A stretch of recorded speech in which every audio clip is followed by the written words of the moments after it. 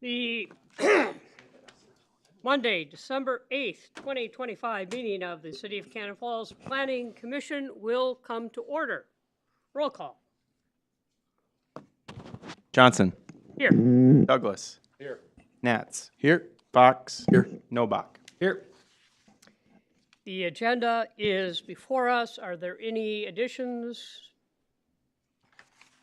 Corrections? Motion to approve agenda? Moved by Nobach. Is there a second?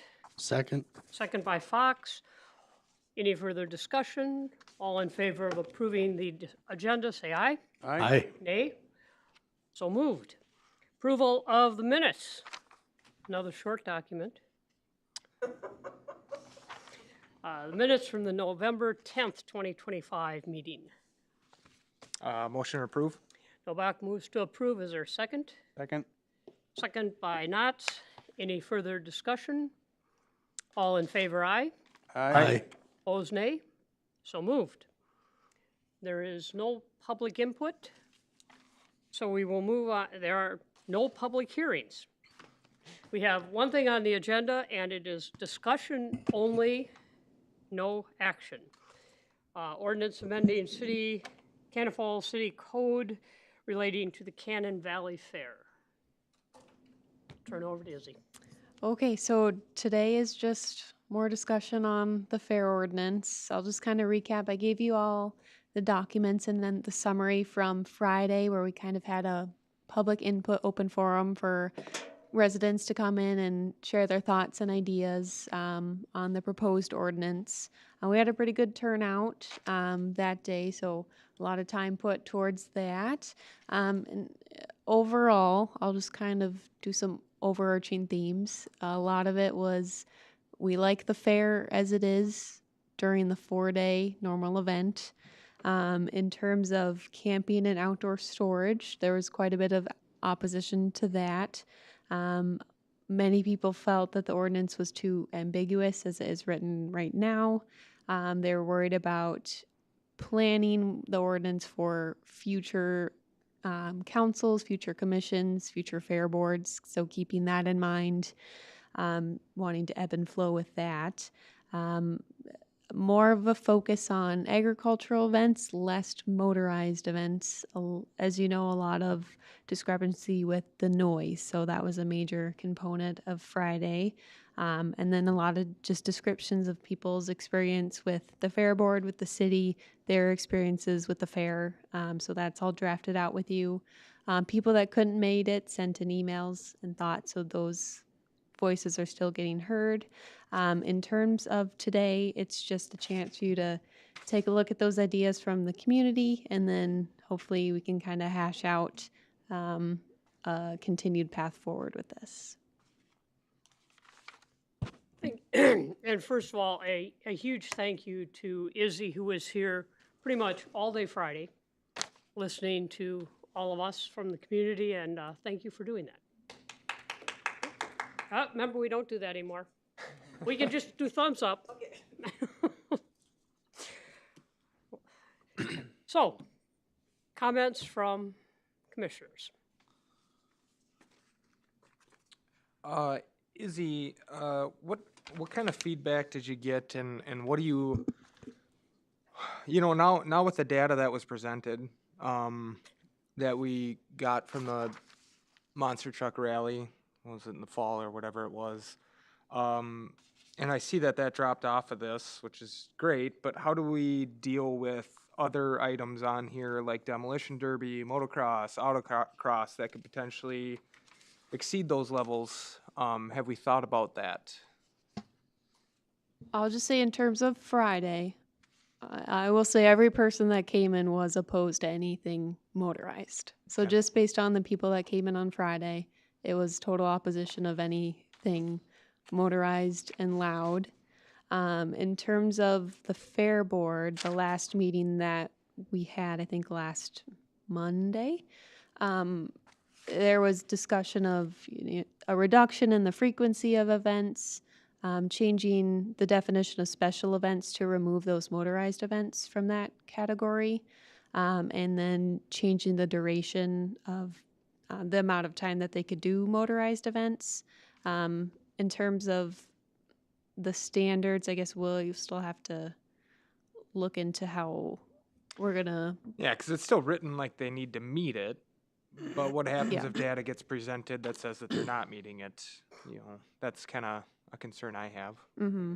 Yeah, and if I could add to that, so in my conversations with MPCA, if we run into circumstances in which they're exceeding the noise limits, then they generally work with on the industry side, but their approach is to work towards mitigation strategies. What are the things that they could implement into the operations of that building or facility so that it mitigates the sound so that it doesn't violate the state statute for MPCA. So in terms of, consideration for something like this, are there mitigating things that could be implemented onto the site that would keep the sound from traveling and exceeding the state standards for that? Likely that's going to be with vehicles of certain kinds, certainly is going to be difficult. I mean, But for like a concert or an event like that, if the band shell or stage or area is pointed or reflected in a certain way, or there's certain buffers or something Yeah, in and between it could I guess hit that. one of the things I have a hard time imagining, noise mitigation, you think noise wall, something like that. But I just don't, as far as the fair, if they're having issues with their budget and stuff like that, I don't see that being an option for them. Events, they would have to cancel the event, I would think, I know when this whole thing blew up originally, I think I had heard that they were looking at doing muffling motors or changing the mufflers and stuff like that. But yeah, I guess I just don't know, if the MPCA is there to help mitigate stuff. I don't know what actual real possibilities there are there outside of not holding the event. I mean, they're not, as it was told to me from the representative from MPCA, that their focus isn't necessarily on events. It's on, sustained users like in a, building, industry building.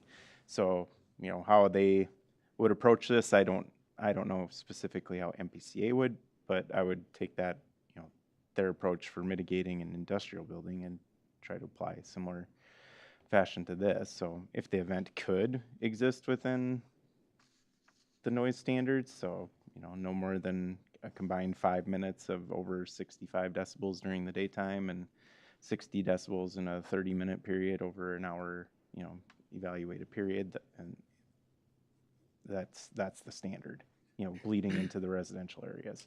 So that's those are pretty low, appropriately low for residential use, but so it's going to be a challenge. And another question I have, go ahead, Diane, I'm going to change subjects. I Yeah, guess, but- and the more I look at this overall proposed text amendment, and I'm a strong support. I mean, I love the fair. I go every year. However, as I look at this, I want to say I go back to something Bruce Hema had said way back in the last planning commission, about the purpose of the Cannon Valley Fair is, should be that, the actual fair, but agricultural things. And I think we've kind of strayed when we talk about motorized events and concerts and wedding halls, which have absolutely nothing to do with promoting agriculture. And I don't see these motorized events as being, especially if we got to contend with some kind of a noise abatement thing and everything else, as ultimately bringing in that much money for the pain that it causes. And so I'm pretty much for, at this point, getting rid of all motorized events that happen outside, that don't happen within the actual fair, with maybe looking at the Memorial Day and Labor Day events, perhaps not on those weekends, but, kind of a grandfather clause. And then, everything else is that, statement of, agricultural fairs, exposition, civic assemblies, that kind of stuff. So we can have the Lions Club Father's Day thing and things like that. But the more we look at this, the more we just get bogged down with all this stuff. And I think you bring up a good point. I mean, I respectfully disagree. Like, I don't think it's the city's. I think it's the city's business to enforce codes and stuff like that, right? But I don't think it's really our business to define what the fair is and can and cannot be. That's kind of their jazz, right? I think we can have an opinion, I guess, but like you bring up a good point, because when this first started, I said I don't want to be your big brother. I feel like Pandora's box has been opened. I don't know how to shove all this stuff back in. There has been many wrongs, all of that stuff. But yeah, and to your point, or to what I was saying earlier, I don't want to be their big brother. I don't want to decide what the fair can and can't be, but we have to enforce code at the same time. So. and you are right. I don't mean to tell the fair what they should be, but in terms of, they're kind of presenting this as, we're a fair, we get to do what we want. And I want to say, no, you're here kind of under a whole grandfather thing about you've got the fair, you've got the couple things that have been happening for years, but being they're not, the county fair, they really don't have that unlimited ability to go ahead and do whatever they want. And being they're in the city limits, and right now zone pretty much all R2 with a little bit of urban reserve, none of what they've been doing is allowed there. Right.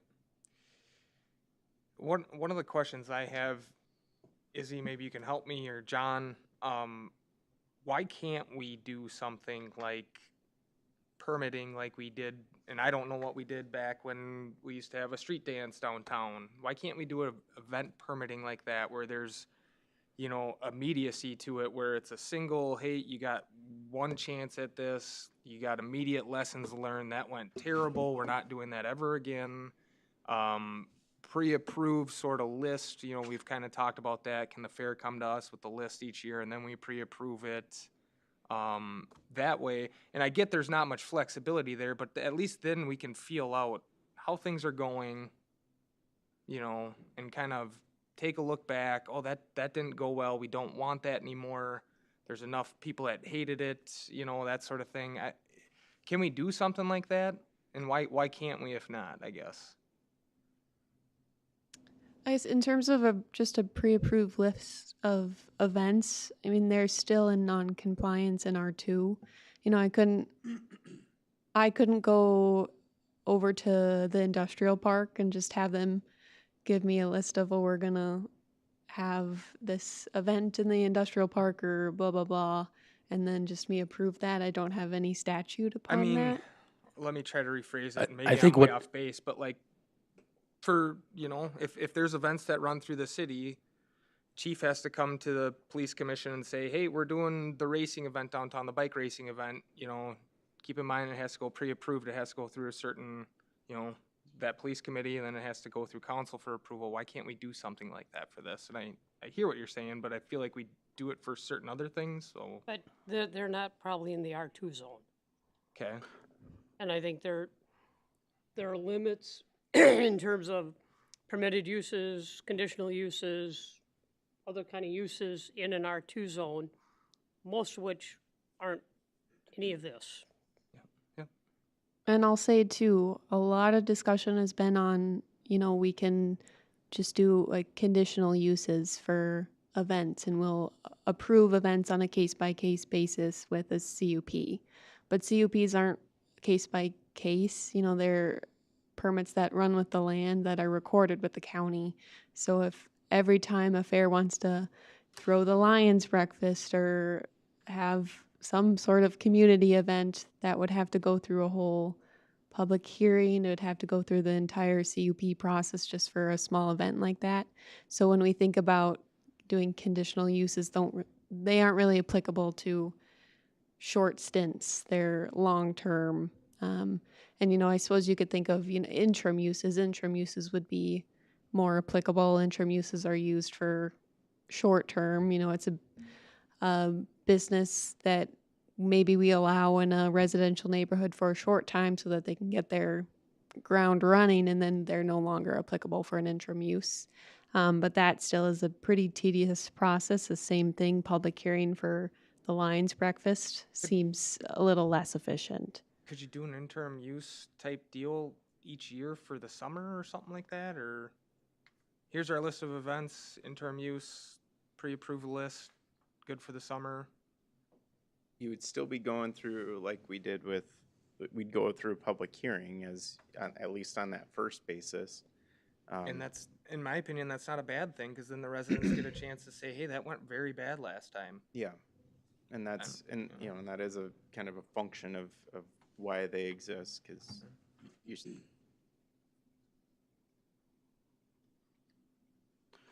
You have to look at. Regardless of that, do we still not need to come up with a redefining of what they are? I mean, do you want to do interim use on a urban reserve every summer and a residential area? Yeah, and what I wanted to verify, because I haven't really approached this from keeping it as residential, that's not really been the direction that Right.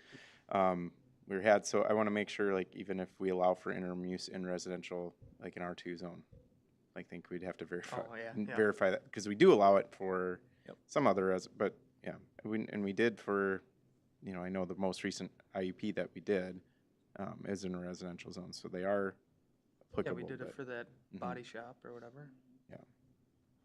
So procedurally, would have to do that. I think the difference there, though, I think we did that sort of on the faith basis that he would be able to enclose that noise. Yeah. And I think even the residents that spoke in opposition, I think some of them had said they'd heard some revving and whatnot, but I think he was saying, hey, that's a controllable aspect that I'll get a handle on. Whereas this instance, Yeah, and to Chris's point, I mean, yeah, like maybe you can put up a buffer wall, but if they're struggling to the point that they made mention last meeting, like that's not gonna be an option. And that, I mean, that sound is gonna dissipate even with a wall. Yeah, and I think there's limitations too with what is allowed even within an interim use. Like, Yeah. like you're, like in this instance, there are commercial activities or a certain list of prescribed list of things that you can approve an interim use for. Some of these fair activities might not even be included in that. So then you'd be revising your interim list to create this and for R2 zones, and then that would be applicable for all R2 zones, I guess. And now you might have applications for things in areas you really don't want. Izzy, regarding like the public feedback, obviously the motocross, but in regards to like the camping and storage, it seems as though there was opposition to that. What was the feedback on that? So a lot of the feedback for camping was just the feeling that they didn't feel it was necessary. There's other campgrounds around, so the fair shouldn't also have to do this. Comments on they didn't want to have to look at it, kind of. And in terms of outdoor storage, didn't want to have to look at outdoor storage. So an aesthetic reasoning behind the outdoor storage was most of the opposition towards those. I just want to ask, because we look at this, it says no motorized racing. Does that mean that things like tractor pulls, what's the slamming together of the cars, demolition, those are as noisy as anything. And the other thing I'm looking at is noise levels need to be held to the PCA standards. Is that during fair time too, or is fair time, when it's during those 4 days, they don't have to maintain noise levels? What is the I perception? think the expectation there is that during the fair time that those would be exempted. Yeah, the city kind of takes a blind eye to those 4 days, essentially, right? Yeah. So what I've gathered is is that the residents want no noise, they want no storage, they want no camping, and they want just 4 days a year for the fair to do their business. From those that came in on Friday, yes. I would, it's a bit of a, from what I've gathered, that's a hard stretch for that group, the fair board, to try to fund the fair off of those 4 days.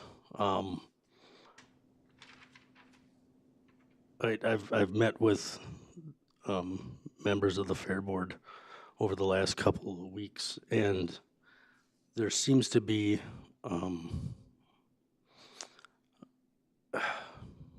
like Furlan doesn't have an issue, right? And this document is like, it wants nothing to do with the carts. But I think the hard reality is that it's like a volunteer organization. It's not a hard group that gets paid to do any of this, and they all have lives to lead and jobs to go to. So the amount of time that they can put into coming up with ideas to make money, and I get it, right? Everybody would be really, really happy if they had really, really quiet things down there and they made a fortune and all of this would go away. I don't think that that's terribly feasible.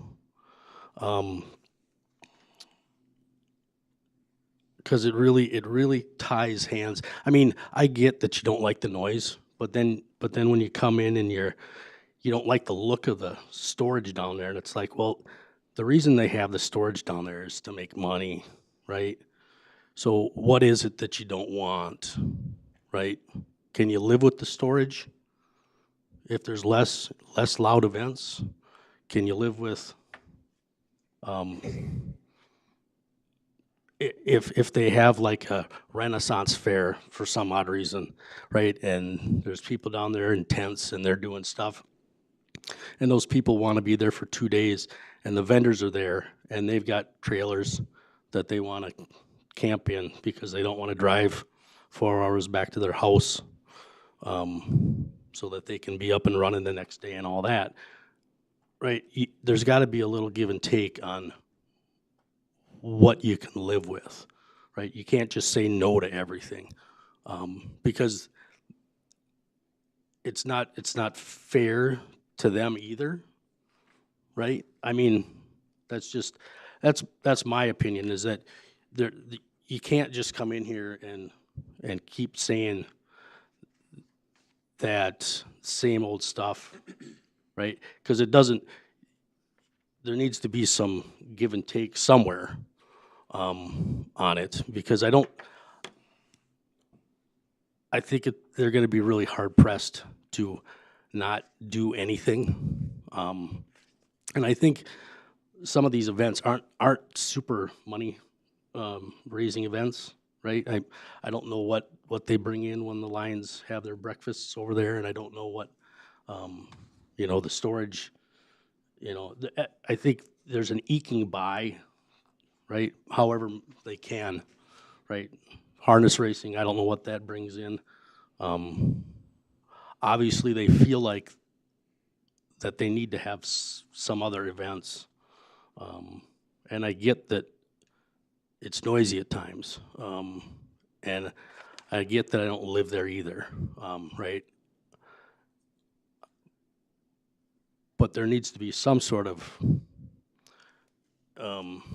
right, some sort of agreement as to what we can get to, because I think there still needs to be a document that says what they are and kind of lays out what they kind of can and can't do, right? Aren't they just considered a nonprofit?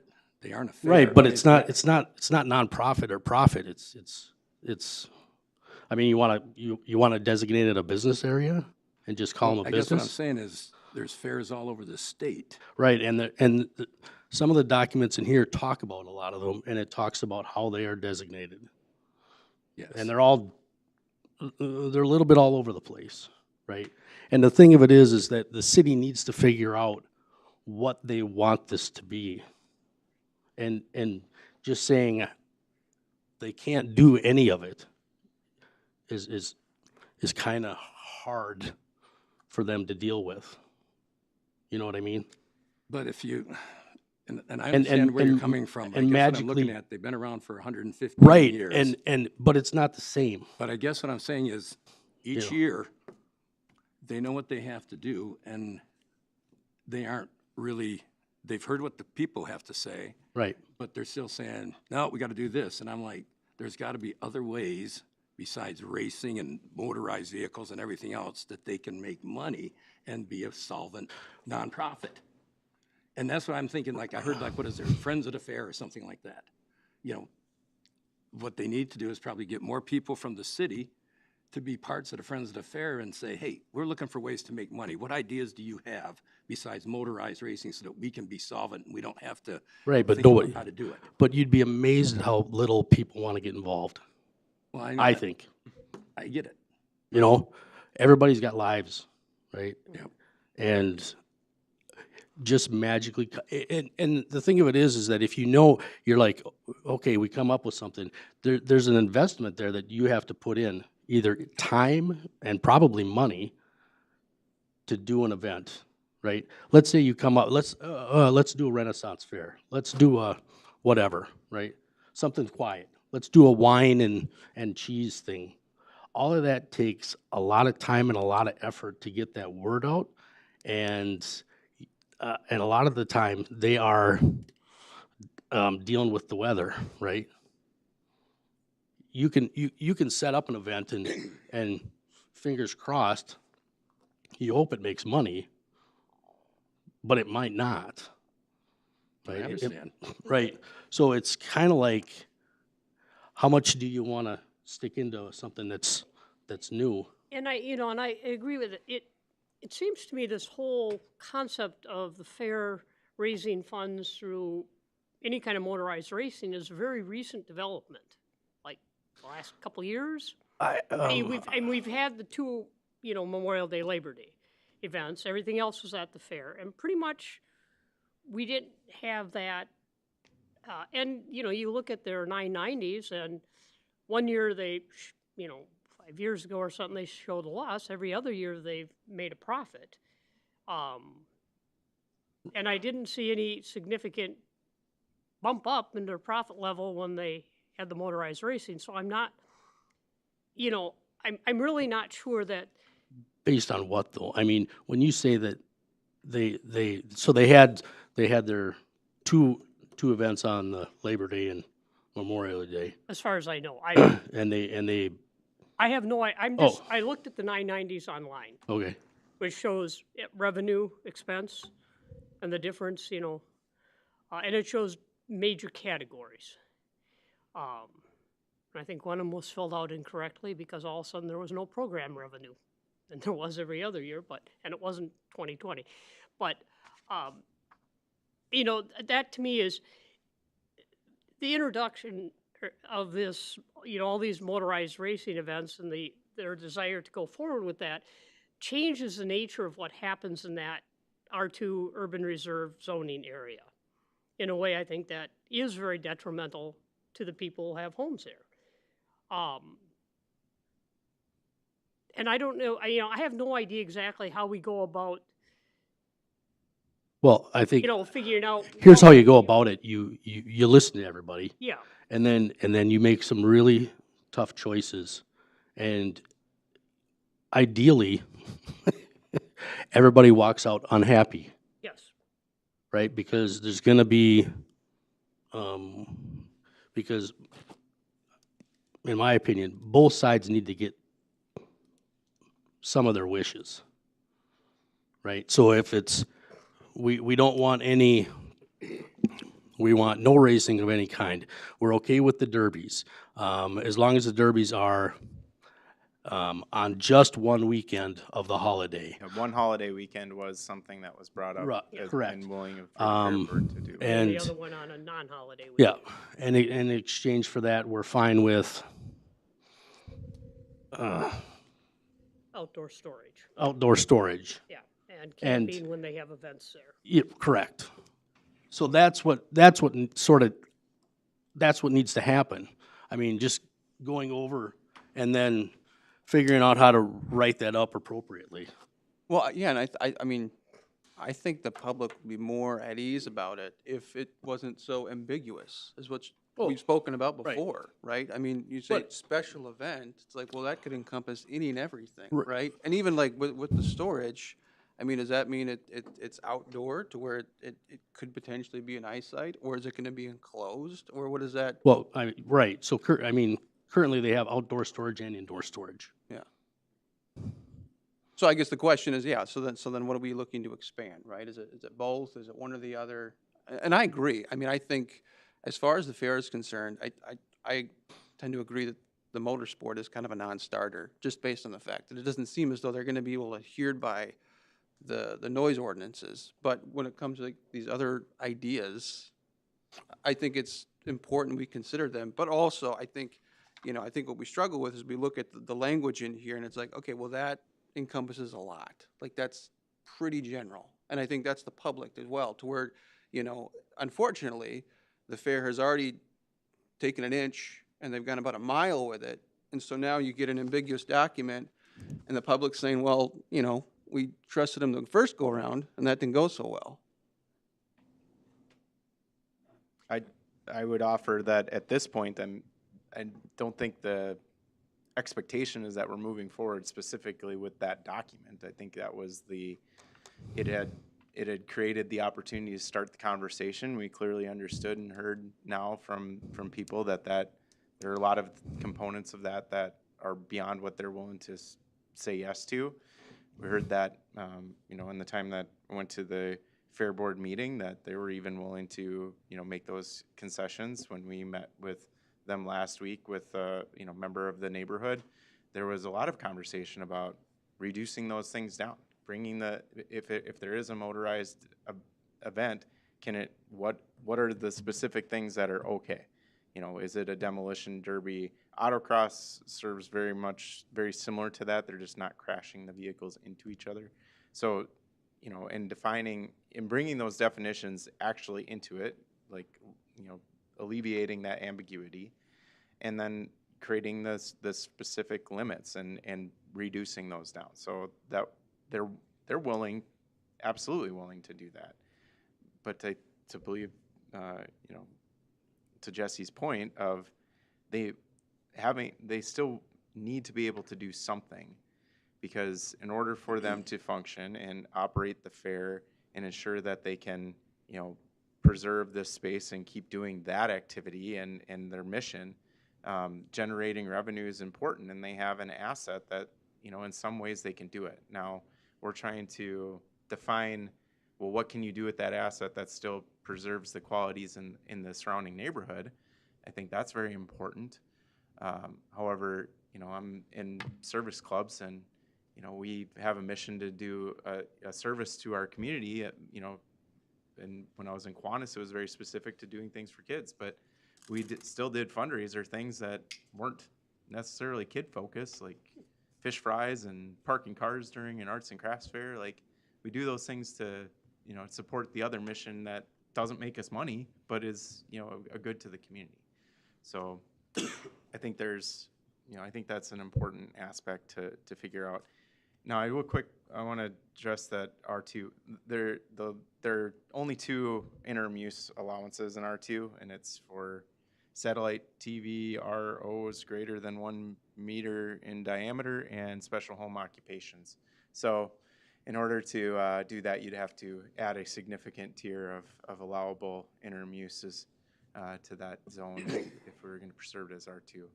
Hence, back to why are we even talking about this as an ordinance? Is our city attorney has been very involved in this from even before I started, and I believe the feedback and interpretation from her was the ordinance seemed to be the cleanest, simplest way in order to create something.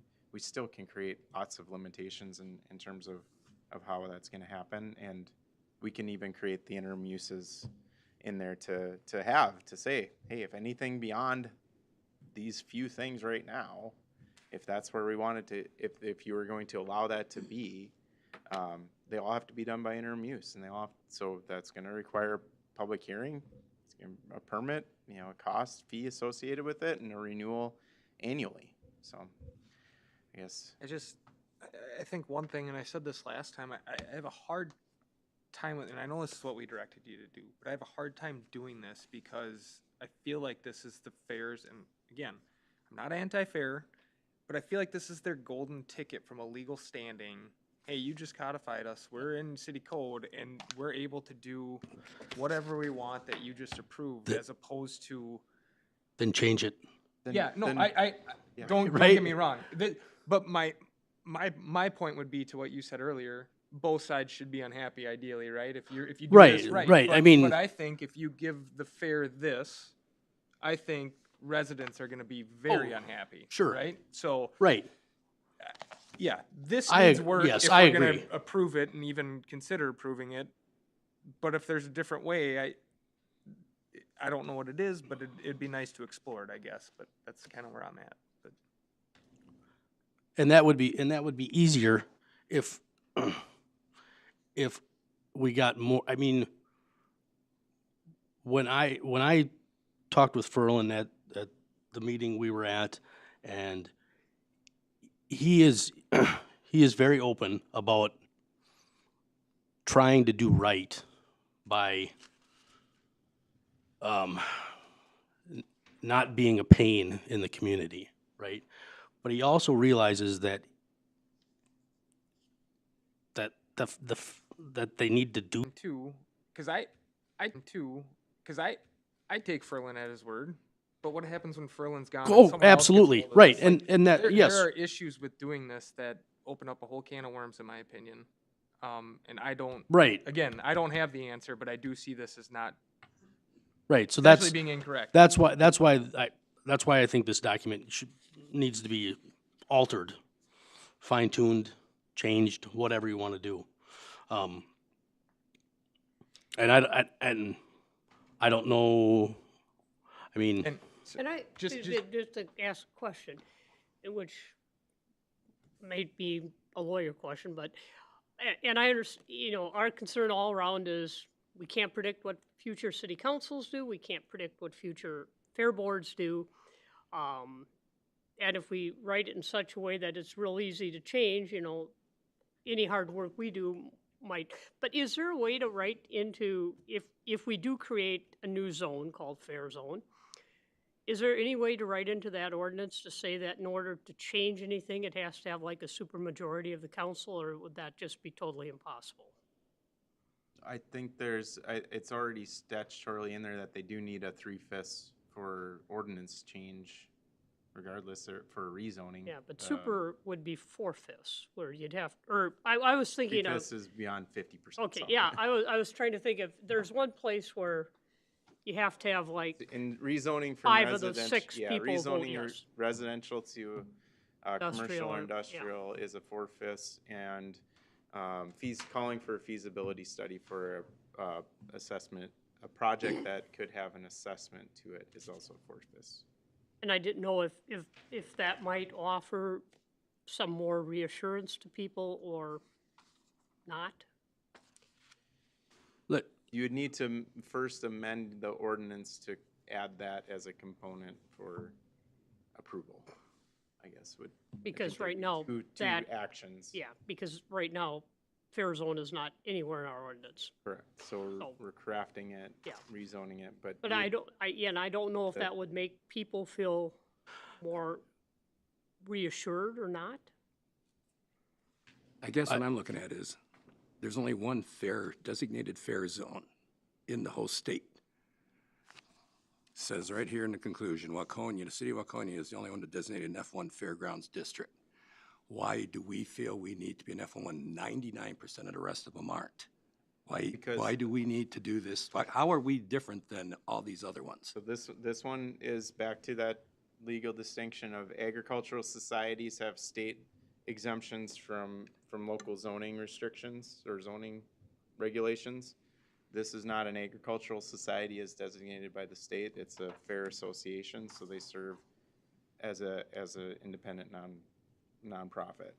So they don't have the same exemption. That's why we've come to the conclusion that in order for them to even continue the activities of the fair, that it would be the preference of the city to have some regulatory oversight on even being able and allowed to do the fair and create restrictions around any activities that happen outside of the fair. But does it have to be designated an F? Why can't, I mean, like I said, they've been around for 115 years. okay, They haven't so been an then- F. Yeah, so then you get into the questions of, they've been around for a long time, 110, going on 111 years, and they've been doing things in such a way, so there goes into the legal non-conforming grandfathered clause. So in order to figure that out, then we'd have to come up with some sort of conclusion that, okay, this activity, this in the fair, in the area which the fair has owned, has been taking place continuously for prior to, whenever it was that it was incorporated into the city limits. It's likely that the city limits did not exist where the fair has been operating all 100 and some years that they've been there. So whenever that came into the city limits, whatever activities they were doing before are, carried on as legal so long as they continue doing them. So the micro sprint racetrack obviously was not something that was legal. They needed to get that permitted. They needed to get that approved. That wasn't. Now, who's going to determine for us what was happening in the fairgrounds? What was happening continuously? Was that at least an event once per year for however long? That's a lot of gray. That's a lot of uncertainty. That's a lot of unknown things that, because we're in the situation with so much pressure, visibility on the activities and scrutiny on the activities that are happening at the fair, I feel professionally that leaving it as we're not going to worry about it and we're just going to go with what they've done before is really hard to stand by and defend if there is ever the point where, well, who's claiming that demo derby or that autocross, or because Ferland based his list, a lot of the things that originally were in that list, on what he's said in his time and knowledge and what other fair board members have said, as we've done this thing. We did an autocross. We did demo derbies. We've done tractor pulls. We've done all, concerts. We've done camping. Those things have happened at the fairgrounds prior to at some point in the past where nobody ever said that those were a problem. So for us, I think starting from a point of what's acceptable today and establish, and that for them, they're willing to say this. They're willing to accept that we could create a district, a zone, and create things that are allowable for that area is a huge step, because a couple, prior to my start here, I'm guessing that wasn't a position the Fair Board or was willing to take. But they're to the table with us now. They're willing to do that, and I don't want to gloss over that. That's a big step from them. So I guess what you're saying is, with the fairground district, the F, before it's even designated, we got to make sure the community and the planning commission and everybody else agrees with what would be going forth before that is even designated a fairground district. I'm saying in terms of the practice and creating something like this, it is a very good idea and service to the community to have those conversations. Now, like, right, procedurally, does that have to happen that way? Well, yeah, we had to have a public hearing. We had to you all as planning commission members are the first ones that are gonna hear it. If you're gonna, hear something and from your community members that they're totally opposed to and nobody's in favor of, then yeah, you probably maybe don't wanna do that, but like, So it's like Jesse said, people are gonna be unhappy. This isn't something that I think is gonna be settled in January or any other time, because we're gonna get community input, we're gonna get our input, we're gonna get all this input, and it's gonna keep going maybe for who knows how long, until there is, like you said, everybody's unhappy. Well, But not, I think that's what we've not been trying unhappy. to do in the last month. I mean, we members attended the fair board meeting, or attended. We opened. The fair board was very gracious in opening and hosting the opportunity for any community member to come and meet with them last week. We, as a city, have host this time. I'm not saying that oh yeah, good on us. We did this and now let's just move on. I think there's more to be done. Yes. How much more? I don't know, but I think a valid next step is to at least revise and put into consideration what the fair board is willing to, reduce the things that they've had. If you're so willing to have us direct us to, bring that back in January, or bring that back and present it again as another public hearing. I know you guys cost money too, and we use your time liberally, but lawyers really cost a lot of money. Is there a way to just, without doing all the legalese, just come up with kind of this thing, only like a draft that hasn't gone through the lawyers yet, because I don't know that we're at that stage. Just say, we'll have this to be allowed, this can't, and then, like a rough draft that then we can see, is this how We have a lot of people that have expressed themselves at various meetings over the last year about what they don't like, and somehow there needs to be a coming together. I don't know if that's feasible to get like a group from, like, okay, we got the planning commission is good with this stuff, and the neighborhood is good with this stuff, and the fair board is good with that stuff, and trying to form, right? Because this is not, there's a lot of stuff in here, and everybody wants a different, I mean, which part of it too, Jesse, is like what's legal in here, right? Like the noise limit. Can anybody come to us in confidence and say, hey, this autocross will not exceed noise limits, And I think that's why this is tough, to be honest with you. right. It's Right. not like I get that. poo-poo autocross, because I've been to events like that before. It's great, but there's a legal standing too, right? Like it's not just, is everybody happy? Is it legal? Well, but the other side of that is for 4 days in the summer, we don't give a shit about any of it, right? Be as loud as you want, do whatever you want. Sure. But I mean, that's kind of understood. I mean, right? I get it too. I wish there was a way for them to figure out how loud everything is going to be. And I'm not saying that they need to have loud stuff, but what I'm saying is that it's hard to predict everything and figure everything out. Sometimes you have to.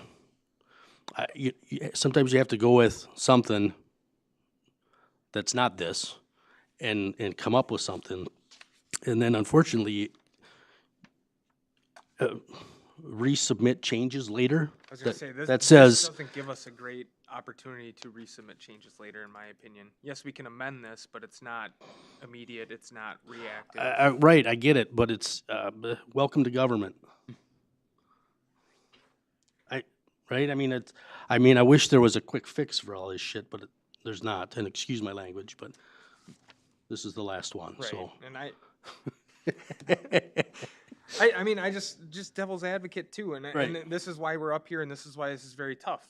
Would we do this for any other business in town, right? Would we rezone for any other business, right? Like, this is why this is so darn tough, and Well, right, then, right, but it's, you know, the fact is that it's, I mean, they're a nonprofit and technically business, but they only run, you know, the 4 days. So it's kind of, it's a weird one, right? Yep, very much. And that's why all these other communities have weird things in how they handle it. And I don't disagree with you. I mean, there's comments up here where, hey, I can understand 2 to 3 events per year. Like there's a lot of moving parts here, but I don't know how to do it. I don't know. Jesse, you said you went to see Furlan in the last couple weeks. Yeah, Now, you've I been went to going see the, it. Did he ever take that list that he brought here the first time where the whole place, there's like 600 people in here and everything was going like that? Has he ever shown that list to you again and say, you know what? I'm slashing these, and these. Here's what I think we can do. Has he ever done that yet to you to show you that, hey, I've made a commitment. I want to cut these out right now and let's see what happens there. Because see, that's what I think needs to happen. It needs to be something from the fair board saying, okay, we get it. We've heard the community. We'll cut all these out. What do you think about that? And then we look at it as a community and we go, not too bad, but still there's this. But how about if you just, instead of making it $5 or $7.50, why don't you make it $10? The price of your fare is worth more, probably isn't even worth as much as a pound of meat.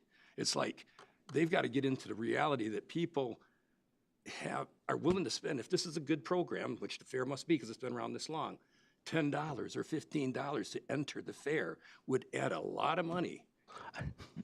You know, so my thing is, but if they say that $15 or $10 is going to shut us down, that's scary because that means. well, I think, to answer your question, I don't think Furlan said at any of the meetings that we absolutely don't want to cut any of these events out. I think Furlan is shrewd enough that he knows that he needs to get whatever he can, right? It's like there's a list here of snowcross, motocross, autocross, derbies, truck pulls, and whatever else, right? All the motorized events. He doesn't want, I believe, I may be speaking out of turn, but he doesn't want to cut anything from that list because trying to pull events together is difficult. And I think the more options they have, right, it's easier. Like, I don't think he can expect, I think the way he put it is that you can't have the same, he talked about demo derbies, and how he feels there's sort of a dying thing because it's getting harder and harder because the people that are still doing them are putting a lot of money into the vehicles, and they have to hit so many of them to try to not lose money. And there's certain events that they can't have too often because there's like a burnout, right? You can't have a monster truck thing every year because the monster truck people won't come back every year because they won't get it. They won't get enough revenue because not enough people will show up every year for it or every 6 months for it. You know what I mean? No, So I think that's why he's probably trying to not limit. I think he's fine with limiting the amount that he has out of those events. So if it's only, if this group comes together and some people are all right with, if you want to do 2, in the summer, that's it, right? I mean, it comes to this group and then the city council on what you want to limit it to. But That logic only works if you're not essentially going against noise ordinances. Sure. Like, that's fine. He wants to try and keep as many options available, but if all the options available technically are against, But if you don't know what the noise levels are, what are you supposed to do? Just eliminate everything and, but that's the point. So that's why we Right. also can't green light it, because we don't know what they are either. And we have a feeling they're not gonna come in favorably, sure. right? So, So then the city has to deal with it. well, but my point in terms of the fair board side of it, is like, okay, like, sure, I get it. Like, we're gonna turn a blind eye for 4 days during the year. Don't take that as an opportunity to write in more of it. Take that as a blessing, take advantage of it, those 4 days. And I get it, it's more work, but you're gonna have to be a little more creative than trying to slip in stuff that technically you shouldn't be doing in the first place. Well, what if, but what if like the vehicles are electric vehicles that don't generate, probably not doing electric vehicles in a demo derby, the fire hazard of that's pretty great, but well, what if it's an autocross where they're not banging into each other, or electric dirt bikes, or what, like, and they don't create the same level of noise? Are you going to totally cut off the ability for them to do anything motorized? Well, no, that's fine, but again, Yeah. that's vague. There's too much, I mean, if you wanna put that in there to where it'll be electric vehicles So- and not so internal say combustion. These activities, they cannot exceed any noise volumes. And if you anticipate that it's going to be, you don't bother asking. Yeah, that's what I was Like, saying, is that's- that he at- needs, at the- he I'm- should know I'm feeling like what ones are gonna be high velocity noise. And he should be able to look at those and go, cut them. Don't leave them in there to say, well, God, maybe I can get this one in for one time every 3 years. and that was honestly, that was a part of what happened with the event in September with the monster trucks. We knew we could ask, we knew we could get the equipment. Let's monitor it.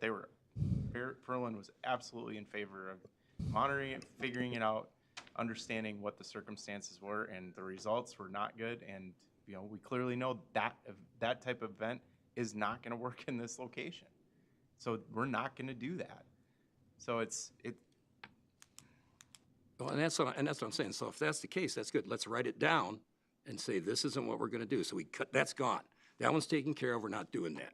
So now it's a matter of figuring out, okay, what else? If we're doing this compromise thing, we've got to figure out what the fair has to say. We want to do this, this, and this too. And then they got to bring it to us or the community and ask us, what do you think? This isn't going to be loud. We're going to make a little bit of money here because we need to stay in business, and it's going to run 2 days. Are you interested in that? Will it work? And basically what we have to do is we have to have caveats on all this, which is like, okay, let's do it one time. Let's see if it does work. And if it doesn't, we'll tell you next year, when it's done, we'll say, sorry, we don't see that being a favorable thing to do. But I mean, they can't just look at motorized as the only thing to make money. I mean, No, I'll give you an and idea of what we have. We had Yeah. where we live, they did a bicycle race. I saw them doing the bicycle race through there. It was actually, I was sitting on my deck watching them. Didn't bother me at all because it was nice and quiet. They're getting through, and I don't know what kind of money they made on that. Yeah, I don't know why. I'm sorry if this wasn't communicated. I feel like in the conversations I've heard from the fair board is they're not strictly only asking about motorized vehicles or motorized events that are going to make noise. There's other activities and things, and they're willing to reduce any of that, but also keep the ability to have other events. Like, I mean, specifically the harness racing, like you said, a bicycle event, things that aren't going to generate noise.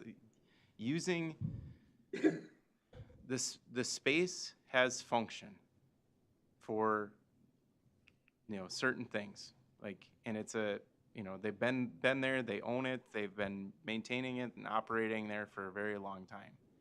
Like, we are in a unique situation in which, the rules, we're in a position where we're drafting the rules. So we need to establish something. And absolutely have heard, like, motorized stuff is really, really problematic because of the location and the impact that it's going to have on the neighboring communities.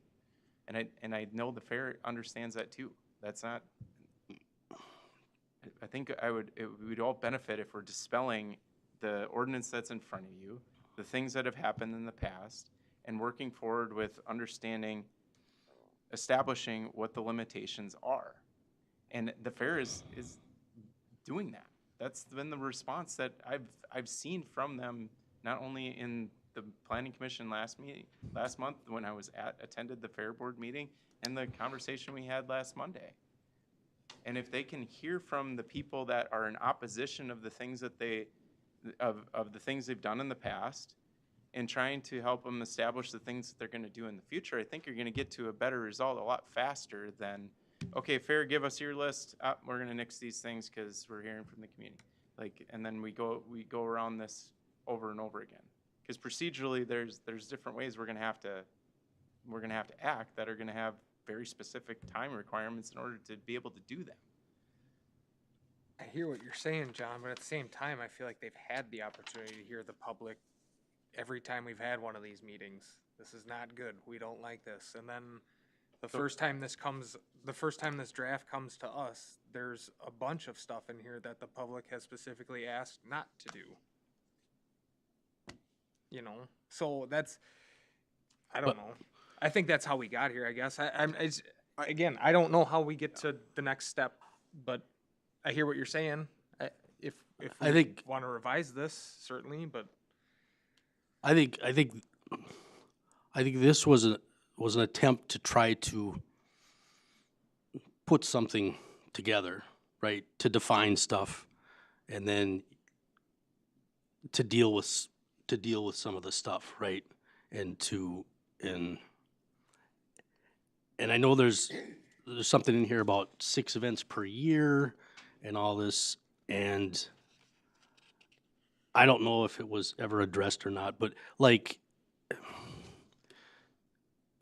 some of that is there, and you could take it however you want, right? You can be on this side and say it's gonna go like this, or you could be on this side and say it's gonna go like that. But if you limit them to 6 events a year, what is it? Right, there needs to be more definition as to what the six events maybe are, right? Because they have harness racing, I don't know how many times a year. That I think would be considered an event, right? So Essentially, it came down to any activity that was outside of the 4 days of the fair right. had to be defined in something. Either there was, I think the value of what we do have in this ordinance, maybe not the specifics and numbers, is saying we're designating what is a motorized event, and saying, hey, these things within a motorized event, maybe it's only electric vehicle motorized events, are acceptable, and the quantity in the times in which they can operate them. The special events that are any activity that's going to exist outside of the fair, and what other restrictions and guardrails do you want to place on those? Like that event could be the pancake breakfast for the Lions. That could be harness racing. That could be, the senior center doing a concert and using the stage. They have, to force them into only being able to operate in these facilities for 4 days, or use the assets that they have for 4 days. And you said it about the weather. Like, you're existing in an outdoor environment. And you only have 4 days in which to operate. You hope and pray that you have the best possible weather, and for that. Well, I don't think we're saying that. I don't think we're saying we're going to limit them to 4 days to make revenue. I think what we're saying is some people want that. That's fair, right? But I think from up here, from when we look at this, and the fair saying, hey, we need to conduct other activities to generate revenue in order to be able to make sure we can do those 4 days, right? That's fair, open to it. But there's some things in here that, in my opinion, are going to be non-starters, which is also, the reason it's come to this, right? And to Chris's point, right, that, you throw in motorized vehicle racing, which I get it, right? And maybe they meant electric, all right? No. Fine. But if it's internal combustion engines, I'm sorry. There's no way you're going to get around the noise. I don't care what it is. It's just based on the property of the fair and how little trees, how little coverage you have for noise, and those neighborhoods being as close as they are and the fair being down below, that noise is going to come up. I know they tried doing muffler, like, and that's not gonna work. So I think, I agree with you, we can work inside this framework, but some of the stuff is gonna be a non-starter.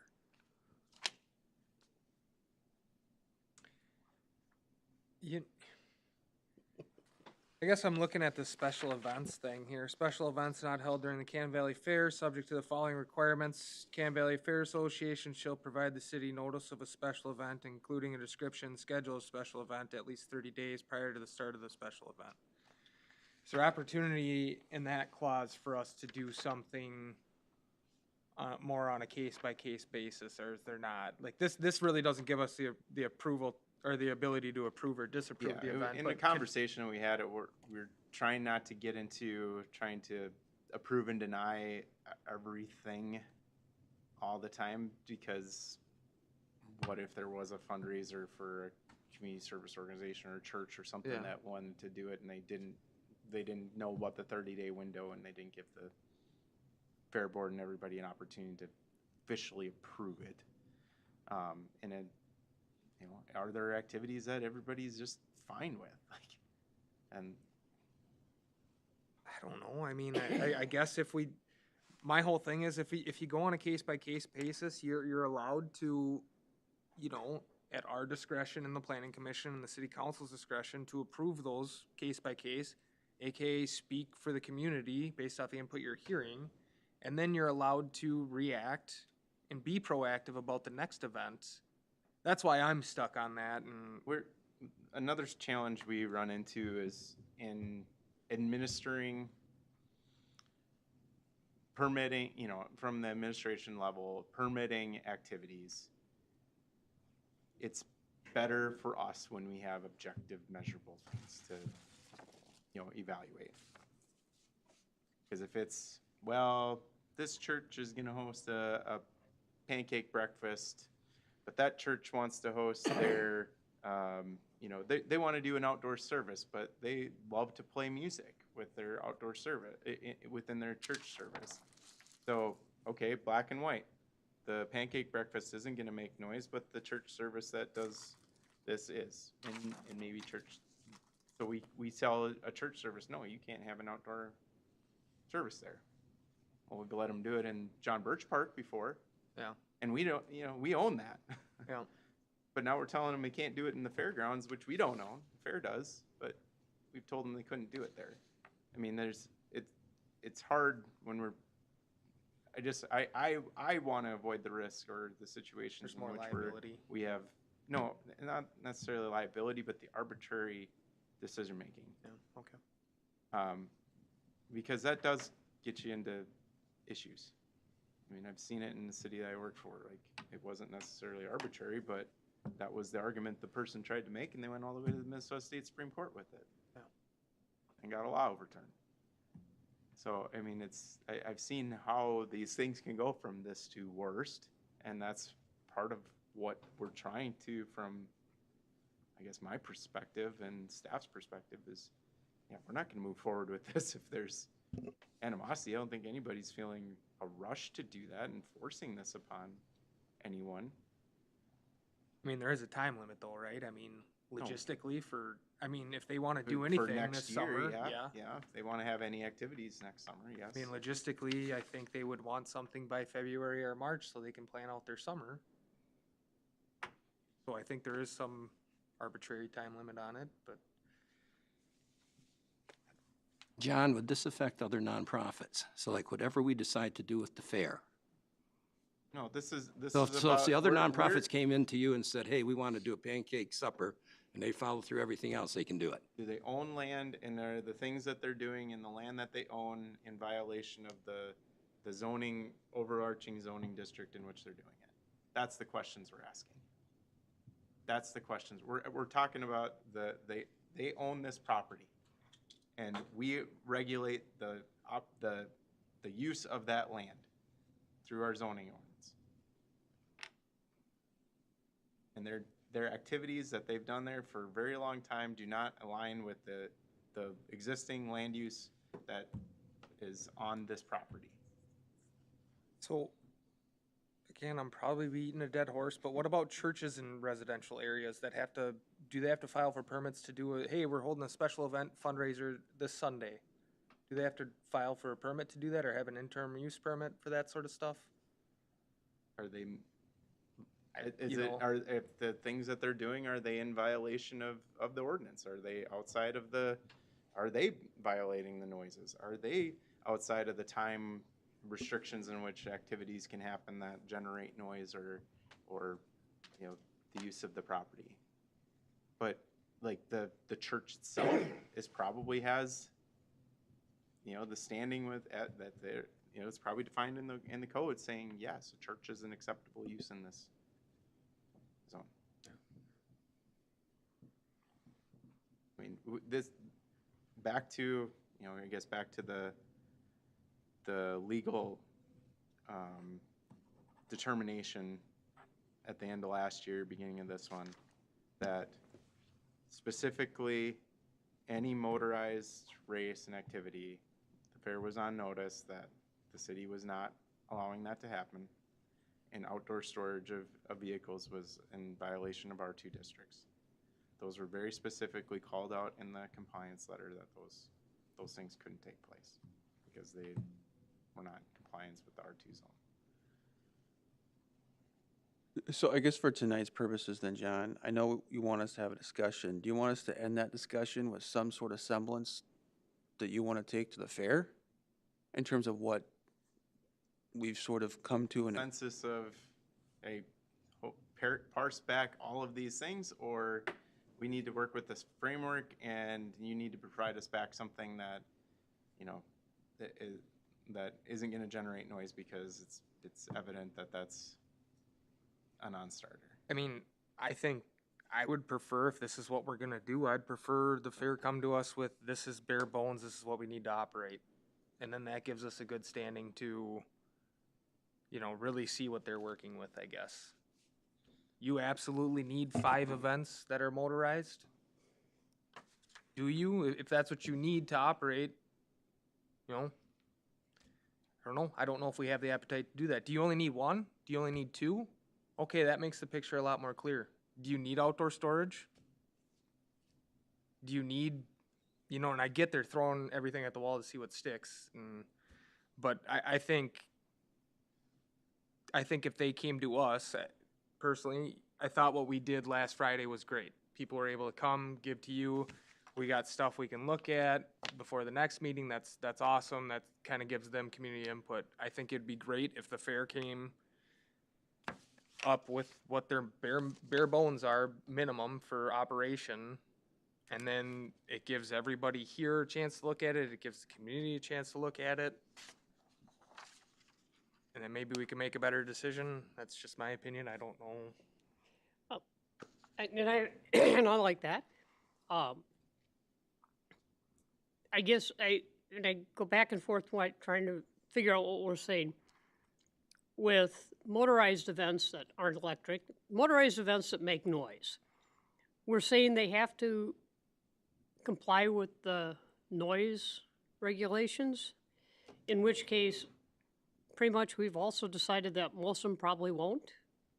I mean, that's what it says here. A motorsport activity must comply with all applicable City of Cannon Falls and State of Minnesota noise laws, rules, and regulations.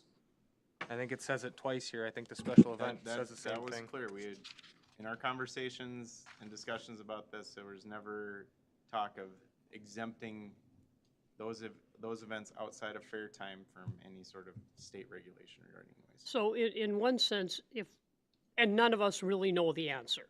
I mean, if they are in violation or not, but if we kind of are assuming they probably will be, is it better just to exclude them from permitted uses and not have to deal with it going forward, like get the noise studies and the back and forth? Or, I mean, this is just a question because I don't know. I mean, and there again, everything they do during the fair itself, we're not even talking about. We're just gonna.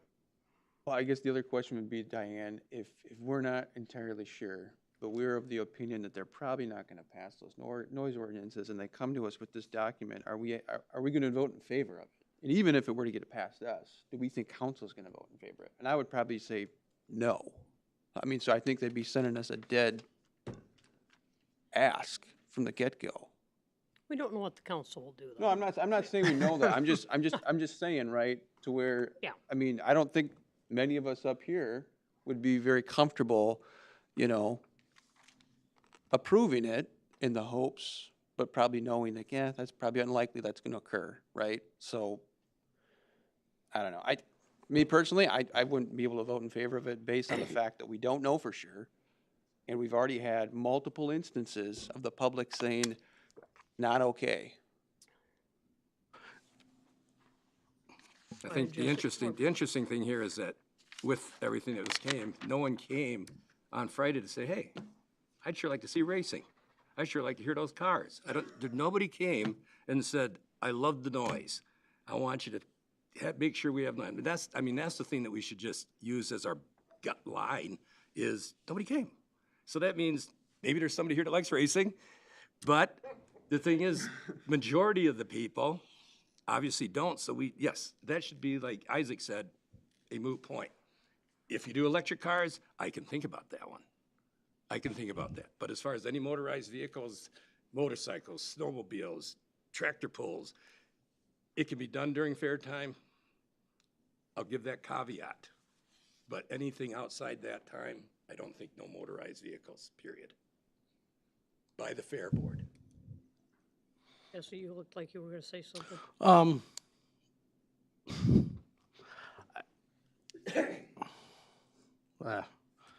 It'll come back to me, Okay. probably later tonight. I feel like, in one sense, we've been using the original stab at this. Obviously, we've come to a lot of other possibilities since then, and I'm just wondering if it would be easier to have another kind of document to look at that might combine what the fair is willing to compromise on, what we see from the community comments as maybe being willing to compromise, and then look at that document afresh, where right now I feel like we're arguing against a document that we're probably not going to use anyway. So we get stuck there and are having a hard time envisioning the new one. And wonder if we could ask the staff to come up with a new one. Do you have enough information to?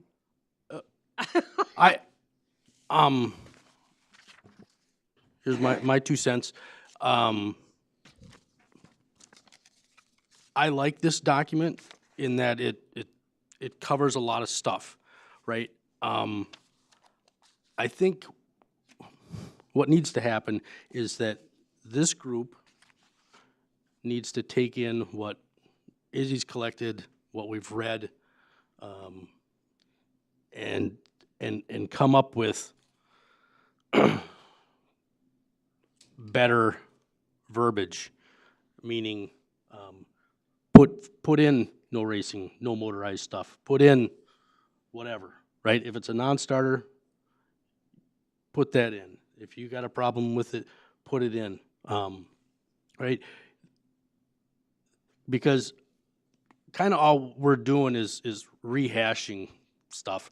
And what needs to happen is that we either need to start over or we need to use this document and have its framework and then dial in what we can live with and what we can't, right? And the reality, I think, is that you can't predict everything. You can only do with what you've got in front of you, right? And if it's no racing, if it's no demos, if it's whatever it is, right? If you want to have 2, a year, put it in, right? And change it around so that you can have a dozen events there during the year, but only 2 of them are motorized, or none of them, whatever, right? Just keep in mind that you can't hand tie them too much because they need to operate, right? And if it's like, that's why it was like the 6 events, right? Put it up to 12 so they can have 6 harness races and the pancake breakfast and the bike racing and the whatever else they've got going on, right? Give them as many events as they want, but because if you take away the motorized stuff, you gotta leave them something, right? I feel like, and we gotta come up with, when I say that loosely, we gotta come up with something, the city's gotta come up with something that, because we can't just keep rehashing this stuff, because we're not moving forward on anything. Can we, I mean, to your point, I think that is a decent way to move forward. Right. Can we schedule, and hate to do this, guys, but can we schedule a work session where we go through this together and say what we do and do not like? Or is that like, have we already kind of, I don't know, jumped the shark per se? Like, we've already had like council and you and go to the fair board and come up with the agreement. Like, is it, It's, yeah. I don't know. As I said, if this ordinance, yes, this was what we're directed, this is what the mayor and Ryan and our attorney and working with the fair boards, this is what we crafted. Like, they're representatives of that were part of this conversation. That, if it's not getting through the planning commission, it's a non-starter. Like, so yes, if what you're saying is that document in its, what it's outlining as for this ordinance is not going to work, but the framework of it and saying, hey, we're going to define what things are okay, or we're going to define these things because some of them are okay and some are not, and we want to be clear, we want to have clarity over what those things are, and we're going to say these things they can't do and these things they can. Like, if that's Something you guys want to do? want to provide us with that, And then try to take a crack at it, and then you know, hey, here's a public document, and you guys go back to the fair board. And then the public has a chance to comment on it with Izzy, and I don't. I think we'll make more progress with that than what we're currently doing with the document in front of us. I think as long, you know, if we follow that format, I don't have a problem with that as long as we do not make a decision on the F.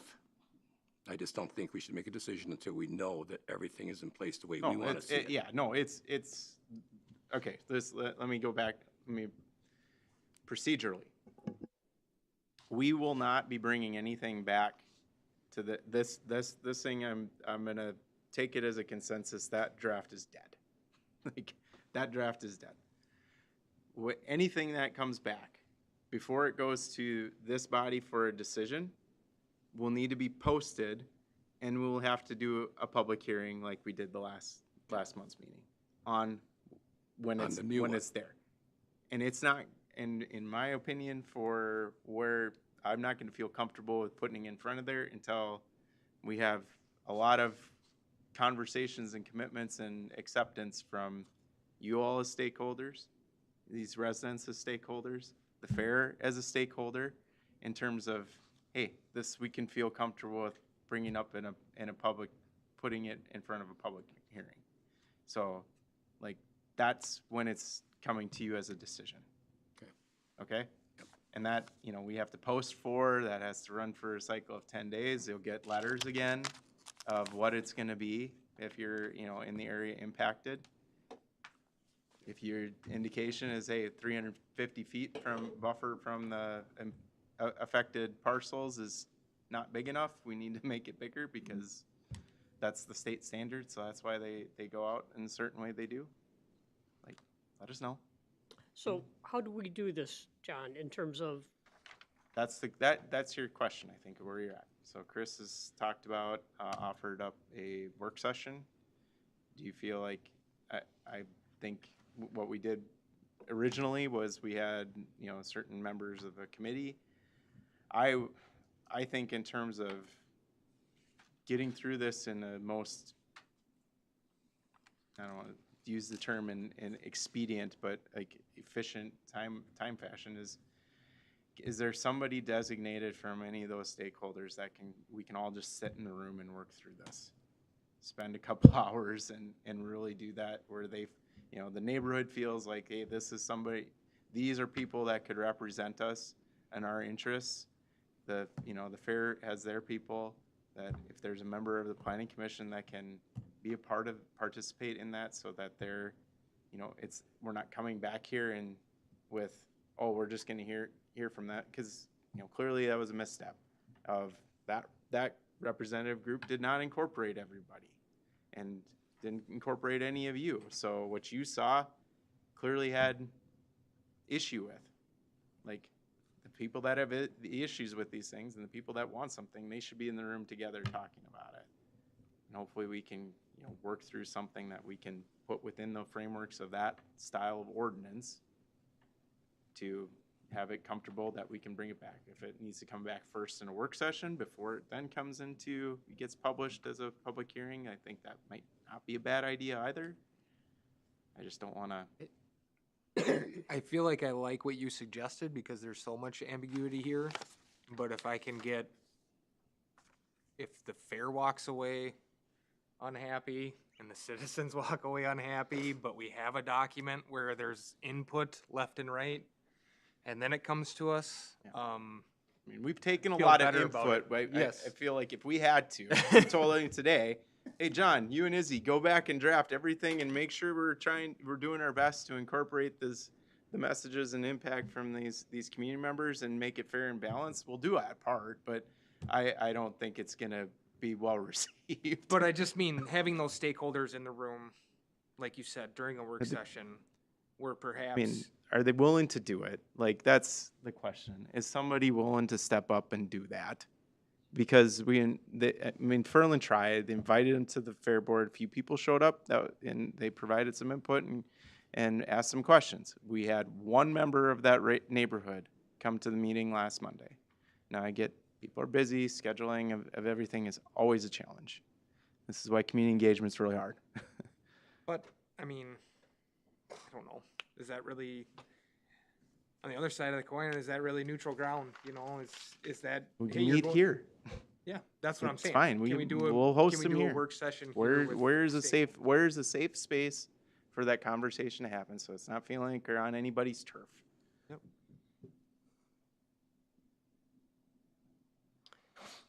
We don't want to not move forward as quickly as we can, only because, you know, we have been dealing with this for a long time. Let's talk with, let's work backwards a little bit. Okay. Okay. We talked about March is the expectation of this board that something could be in place and a decision from either you know, or think about a decision for you. And it then needs to go to the council. It then needs the council's vote. It's going to take 2 cycles of that and then a publication. So add another month, 5-6 weeks on top of when you guys make your vote. So when you guys make your vote, 6 weeks later, an ordinance could go into effect. So for the fair, if they're going to be able to do anything that fits within an ordinance, when do you want that to be in place? Is that April? March? I'm assuming they've got to book the Midway, or they probably already have. But, Oh yeah, I mean they're already the okay. carnival people have already been okay. that so that stuff. They're years out in advance. Like, and if you miss them, you're. Okay. I've seen county fairs move their fair date because they couldn't get the carnivals.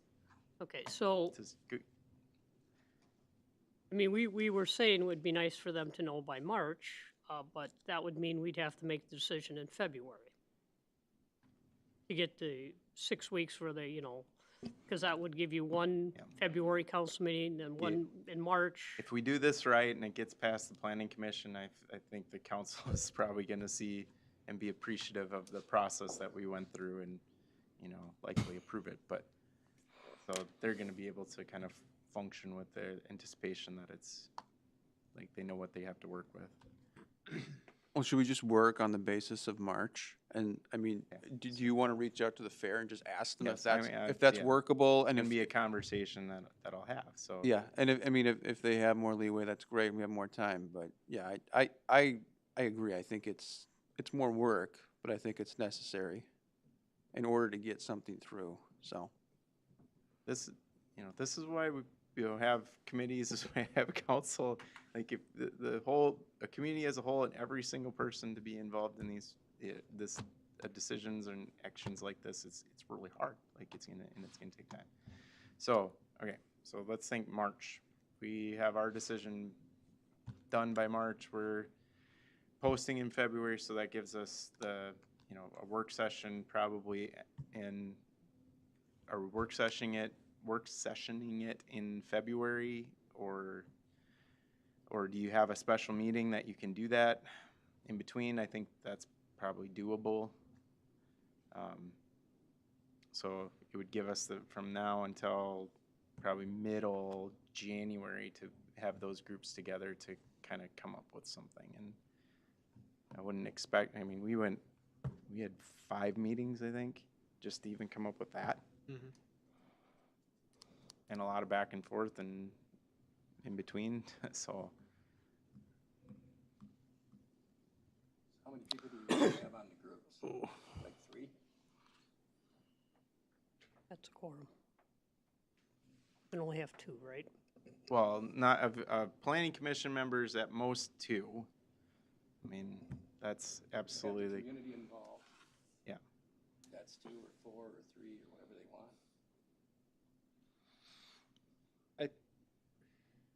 think, I don't know.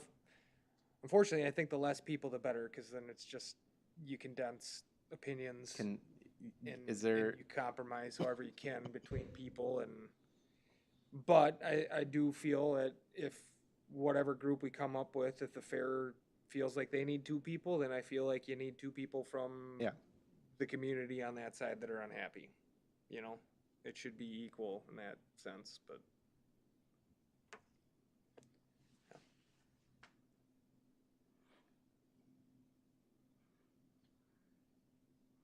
So we're looking at 2 people from the community, 2 people from the fair, couple people from planning commission. at least 1? Yeah, and do we need anybody from the city council too, or just do planning at this point? And City council doesn't need to be involved in this, really, until we. Well, I mean, yeah, it wouldn't hurt for them to be involved. That's why there's 2 city council members on the planning commission, so that you're not generally taking all planning commission things without any sort of knowledge of any member of the council other than staff to present it to them. And I would say that Ryan has been part of this for a while, and maybe he should be one of the, be from the city council, although he might not want another meeting.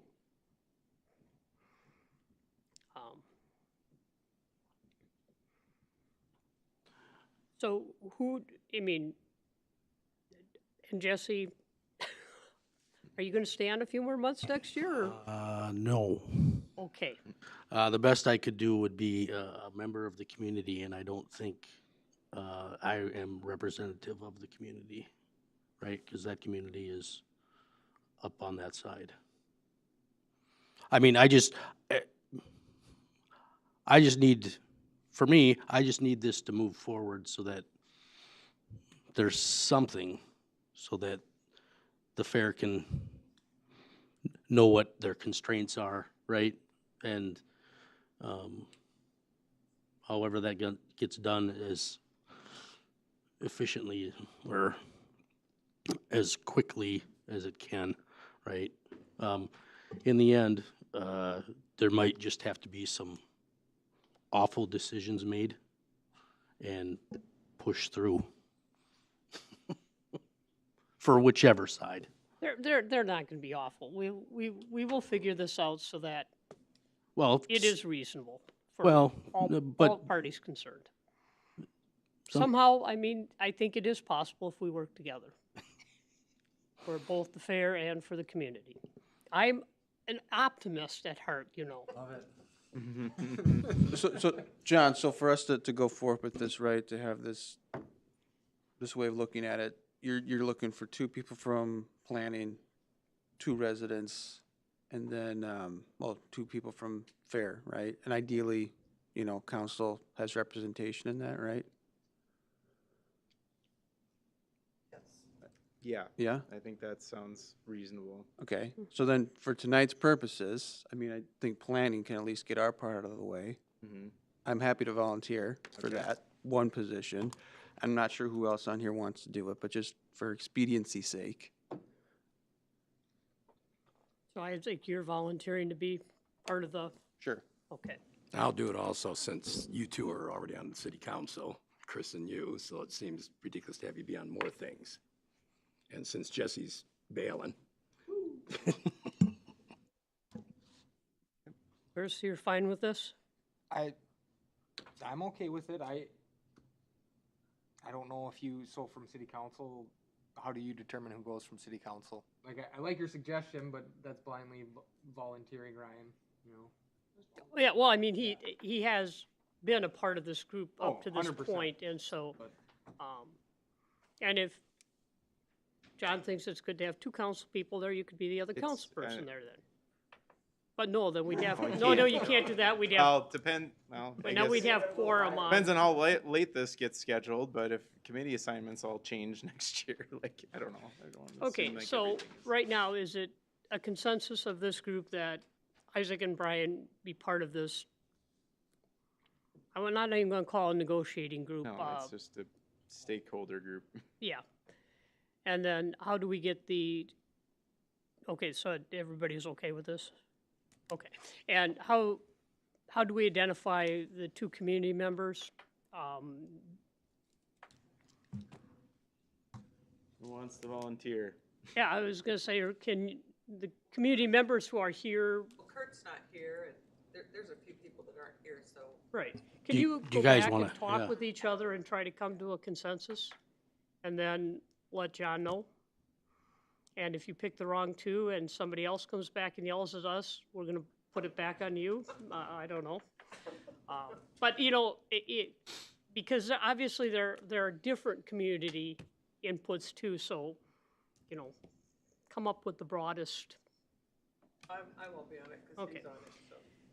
And then, John, I take it when you get all these names, you'll schedule a meeting? Yeah, are we looking at a December or January meeting? We'll do what we can. Okay. It's gonna be tough the week Yeah. after next because of the holiday schedule. Yeah. I know I have commitments that are gonna, I'm not gonna be in town during Yeah. a lot of those days, but if I have to, I can make adjustments too. And, you know, if you can get it done before our next scheduled meeting on the 12th, that would be great. You can keep that And- as a work session and Yeah, and if it's not, do we have anything else coming up on the 12th? Most likely, yes. yes. Okay, Question, work session, is that exclusive, or is it technically a public? When you call it work session and you need all of you, it's public. Okay, but if it's not, if we're talking work session where it's two of them, two council, Oh, that group? Yeah, no, it doesn't have to be. doesn't have to be public or anything like that, okay. that's why you can't have the quorums. Yes. Okay. I figured out that If much. it is gonna be Isaac O'Brien, you can't come. Fair, fair. Okay, Can I, That would set a quorum, and then you would have to Can- post it as a public meeting. could I come and just watch? Because I won't be on If the, you won't be on the, yeah, You can't say anything though. Right? I mean, well, this There's is fair an to- issue. no, if he's not on the committee anymore. Yeah. Okay, do you need It's- anything else from the planning commission besides the unclear instructions we've given you so far? I think I can, Lots of notes. Is there anything else that anybody would like to bring up tonight? Besides safe real holiday? quick, whatever happened to the gentleman that came in looking to do the motorcycle shop in the residential? his, so that, the sound study also came back with that as, and he had no instances of where it violated the noise ordinances. So he's So we up and running. tested it on multiple days, full days, on when one of them was a Wednesday, which he indicated as a day he operates. The sound system was set up very close to his property, and there were no points in which they exceeded the state limits. There were a couple spike things, but they were never above 80 decibels. Okay. And that Just could was have been, wondering. I and heard it's about it. close enough to Highway 19 out there. It could have been, you could have had a semi-truck jake braking or something, but who knows? Very good. So, yes. So Anything it met else the from- it's met the IUP standard condition that was approved. Anything else from anyone? If not, is there a motion to adjourn? Move to adjourn. Motion by Fox, second by Douglas. All in favor, aye. Aye. Opposed, nay. So moved.